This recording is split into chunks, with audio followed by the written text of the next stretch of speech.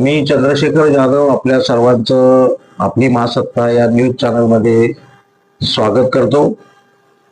आज मी आपल्या समोर एक दुर्दैवी घटना आहे जी कोकणामध्ये घडलेली आहे। अशा घटनेबद्दल निषेध व्यक्त करण्यासाठी आपल्या समोर आज या ठिकाणी बोलतो आहे।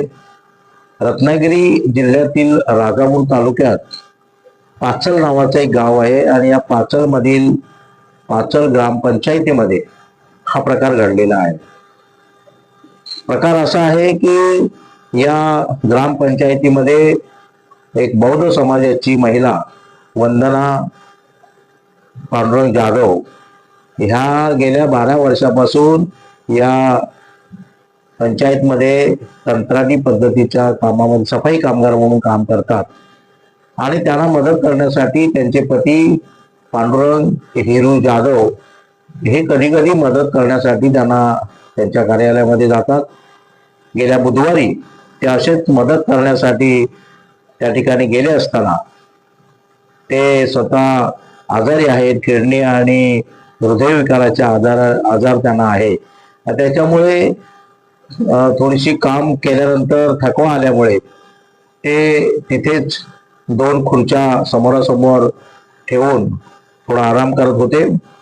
अशा वेळेला या ठिकाणी पाचल गावचे रहिवासी मोहन नारकर हे या ठिकाणी गेले आणि त्यांनी पांडुरंग जाधव यांना दमडून ओढले अशा प्रकारचा आरोप त्यांच्यावरती होत आहे। आणि हे करत असताना त्यांनी जातीवाचक शब्द वापरलेला आहे।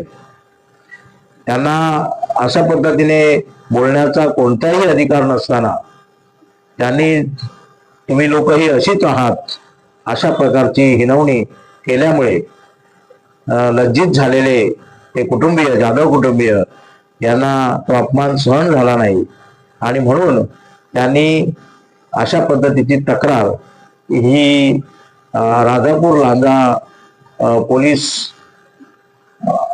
कार्यालय यांच्याकडे केलेली आहे।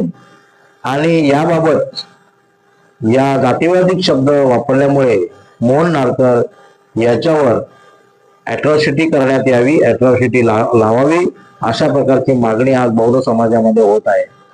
आज खरोखरच आज कोकणामध्ये आम्ही स्वाभिमानाने सांगतोय की कोकण आमचा फार कुठल्याही प्रकारचा भेदभाव न करणारा असा कोकण असं आम्ही छाती टोपणे सांगतो।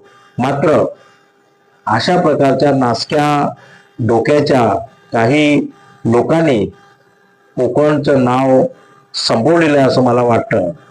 या घटनेचा रिपब्लिकन सेना या सेनेचे सरसेनानी रिपब्लिकन नेते आनंदराज आंबेडकर साहेब यांच्या मार्फत आणि रिपब्लिकन सेना उत्तर पश्चिम जिल्हा सचिव अर्थात दिंडोशी तालुका प्रभारी या नात्याने मी या घटनेचा निषेध करतो आणि मोहन नारकर यांना जास्तीत जास्त सजा व्हावी, त्यांच्यावर अॅट्रॉसिटी दाखल करण्यात यावी अशा प्रकारची मागणी मी पक्षातर्फे करीत आहे।